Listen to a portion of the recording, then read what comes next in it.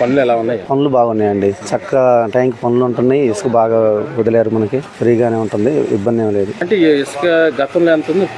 గతంలో అంటే టాటర్ వచ్చేసి 6,000 సార్. ఇప్పుడు ఇసుక వచ్చేసి మామూలు శాండ్ అయితే ఫ్రీ ఇచ్చేస్తుంది. ఈ గవర్నమెంట్ ఉచితంగా ఇసుక ఇవ్వడం వల్ల మీకు ఎలా అనిపిస్తుంది? అందరూ ఇప్పుడు ఏంటంటే చేతి నిండా పని ఉంటుంది, అందరూ సంతోషంగా ఉంటున్నాం. చక్క ఏ ఇబ్బంది లేదు. ఇదివరకు అంటే ఎత్తుక్కోవాలి పని కోసం, అక్కడక్కడ చూసుకొని. ఇప్పుడైతే మాకు ఇటువంటి ఇబ్బంది లేదు. చక్క అందరూ అన్ని ఊర్లో పనులు ఉంటున్నాయి. ముందు లేబరం కొంచెం బాగుపడ్డాం. అంటే డబ్బులు వసూలు చేస్తున్నారు ఇసుక? అటువంటిది ఏం లేదు. డబ్బులు వసూలు అనేది అబద్ధం అండి. అది లేదు. డబ్బులు వసూలు చేయడం అనేది ఎక్కడ లేదు. ఇప్పుడు ఇసుక ఫ్రీగా వెళ్ళారు, ట్రాక్టర్లకి అవుతుంది కదా. ఇప్పుడు వాళ్ళ ఆయిల్కి ట్రాక్టర్లకి దూరాభారం వస్తుంది కాబట్టి వాళ్ళు వసూలు తీసుకున్నారు. ట్రాక్టర్ వాళ్ళు వరకే తీసుకున్నారు, కానీ ఇసుక తీసుకునే వాళ్ళు మాత్రం అయితే లేదు. శాండ్ అయితే ఫ్రీ. లారీలు మరి ట్రాక్టర్లు ఫ్రీగా ఇవ్వరు కదండి.